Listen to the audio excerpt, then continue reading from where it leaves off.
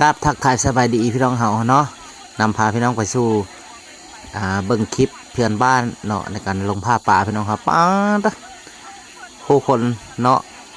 ประมาณ500ชีวิตพี่น้องเฮาเนาะกาเกียมอุปกรณ์ในการหาป่าในการผ้าป่าเนาะปีหนึ่งเพิ่นสิจัดอยู่ครั้งหนึ่งเนาะพี่น้องเฮาเนาะน้องสงวนในการผ้าป่าหน้าเขื่อนไฟฟ้าถือว่าบรรยากาศม่วนแห่งพี่น้องเฮาป้าดคนก็หลายพี่น้องเฮาเนาะหลายคนก็มาเบิ้งเนาะหลายคนก็มาเก็บภาพเก็บคลิปไปไว้ลงช่อง YouTube หลายคนเนาะแต่ว่าเซียนแฮหลายท่านกะผู้มักตึกแฮกะเนาะมาจับมาจองเอาบัตรถือว่าลงตึกแฮเนาะมาลุ้นนำกันพี่น้องเฮาเนาะว่าไผสิได้ปลาใหญ่เนาะถือว่าคลิปนี้ก็ฝากกดไลค์กดแชร์กดติดตามเนี่ยเนาะพี่น้องเขาเนาะทางช่อง YouTube ไม่ป้าผู้ไทยไลฟ์สไตล์เนาะพร้อมแล้วไปเบิ่งกันเลยพี่น้องเขาเนาะถือว่าเบิ่งหลายคนหาจุดนัดหมายเนาะหามองหาที่ตัวเองได้แล้วกะเก็บแฮว่าเสียนแฮหลากหลายพี่น้องเขามีทั้งสีขาวสีแดงสีเหลืองครบสุดเนาะแฮห่างแฮทีสำหรับแฮห่างก็ได้ปลาใหญ่พี่น้องเขาแฮทีกะคือจะได้ตัวน้อยละเนาะพี่น้องเนาะก็ว่ากันไปเนาะมารุ่นนำกันเนาะเพื่อสิมาเนาะโม่นแหงเนาะต้องภาพบรรยากาศนะสิเป็นตามโม่นพี่น้องเนาะที่ตามเบิ่งนำกันเด้อพี่น้องเด้อนี่เพิ่นได้ปลาใหญ่เลยป้าเถอะสุดยอดเลยโอ้คือซิเมนต์ได้รับ300-400โลนะพี่น้องปลาตัวนี้ตั้งตัวใหญ่หรือป่าบ้านเพิ่นคือว่าแล้วเนาะมันอยู่อันนั้นมันอยู่หน้าเขื่อนเนาะพี่น้องเขาเนาะถือว่ามันก็สิอันนั้นแน่สิตัวใหญ่แน่เพราะว่าอายุมันก็สิดนแน่นะเนาะเพราะว่าป่ามันอยู่ได้เขื่อนเขาเฮ็ดเขื่อนไฟฟ้านะพี่น้องเขามันก็สิได้กินอาหารเพียงพอเนี่ยมันก็ตัวมันก็สิใหญ่เนาะสังเกตมึงแล้วนี่คือสิประมาณ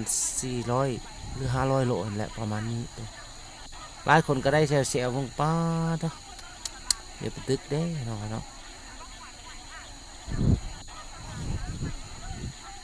ดี๋ยวไปตึกในบ้านเพิ่นเด้เนาะคักขนาดเนาะแบบนี้ค่อยก็ไปคือกันนั่นแหละสมมุติว่าบัตรละ1,000บ่หรือ1,000-2,000ลักษณะคือซีเมนต์การพาปลาแบบจับบัตรเนาะตัวนี้คณะกรรมการเพิ่นสิมีบัตรเฮอดอกพี่น้องเนาะบัตรคิวบัตรนะผู้ละ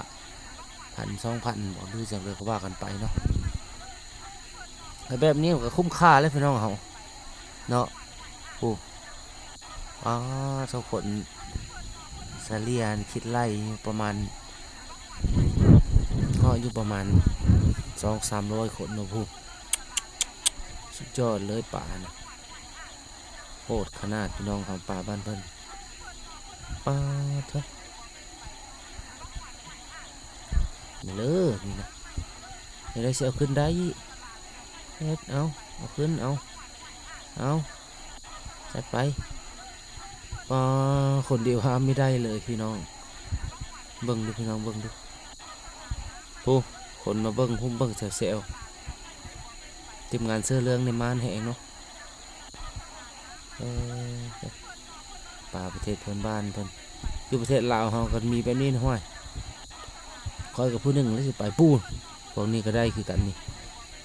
เสื้อผ้าบรรยากาศเป็นตะโมนแห้งเนาะพี่น้องเนาะสุดยอดเลย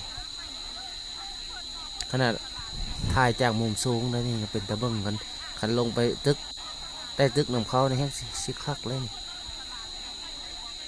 สุดยอดพูดนะตัวนี้ได้อยู่ระดับ50-60โลตัวปลาบึกปลามีเก็ดเนาะสไลด์มันก็สิเป็นปลาบึกพี่น้องครับเพราะว่าเบื้องลักษณะแล้วเนี่ยคือซีเมนต์แบบว่า มันลงมาจะขึ้นนะป่าพวกนี้มาเบิ่งคาซิแมนเล่งก็ไม่แม่นดอกเพราะว่าอยู่ลุ่มขึ้นเนาะที่มันเขาปล่อยขึ้นแล้วก็ที่มันมาดักอยู่นี่เรื่อยๆเลยโคตรขนาดป่าคุณนะเอากงเล็กลงไปใส่พูดน้อยสุดแหละตามเบิ่งแล้วนี่มีต่ำกว่าตัวละ10 โลเนาะพี่น้อง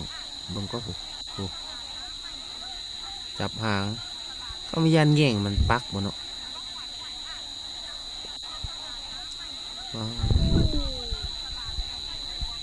ครับขนาดโอ้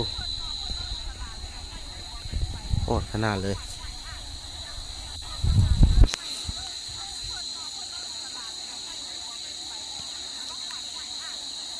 บ่อตึกแฮก็คักขนาดเป็นหินเป็นผักไผ่ของผักมันเนาะเลือกบอลไผ่บอลมัน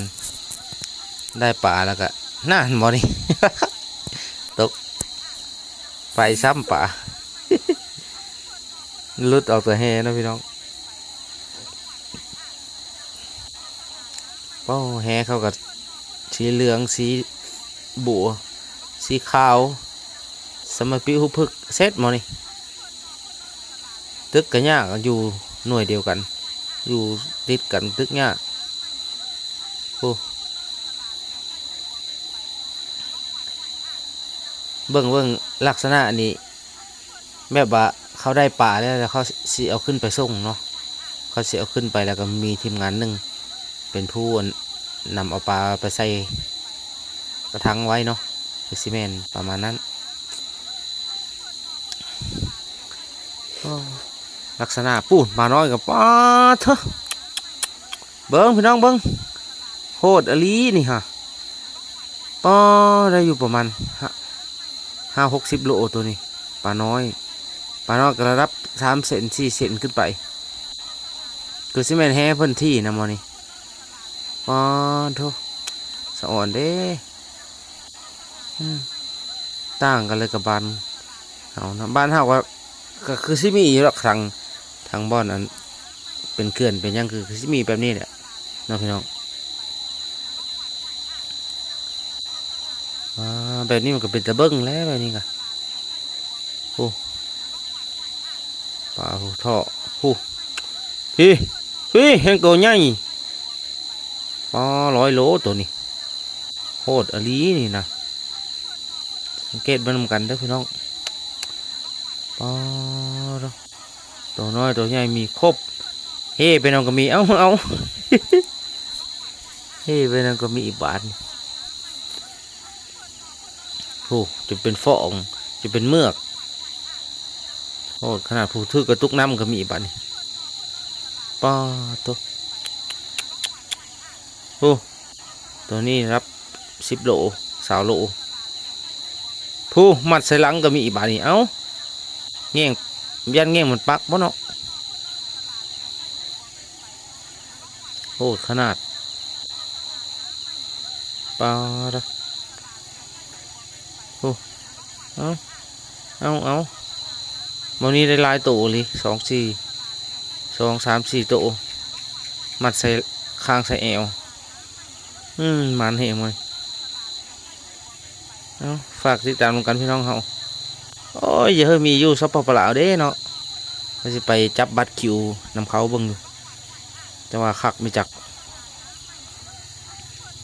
เสียงพี่น้องเสียงคนก็แซวๆนะพี่น้องเนาะ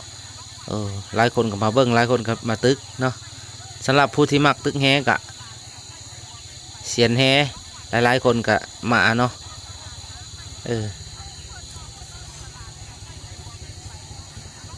เอาสุดยอดเลยพี่น้องเฮา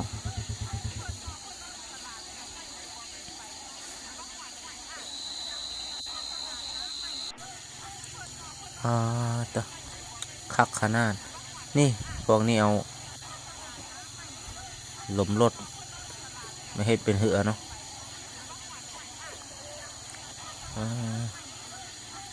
ปลาจักมันสิแล่นไปทางใด โอ้อยู่ไสอะไรก็มีแต่แห่โอ้อ๋อสิรับ500ชีวิตผู้คนไปเบิ่งกับบักหลายๆช่ำลิ้นสงกรานต์พี่น้องเฮาโหดขนาดสำหรับคลิปนี้ก็ถือว่าฝากกดไลค์กดแชร์เนาะขอขอบใจหลาย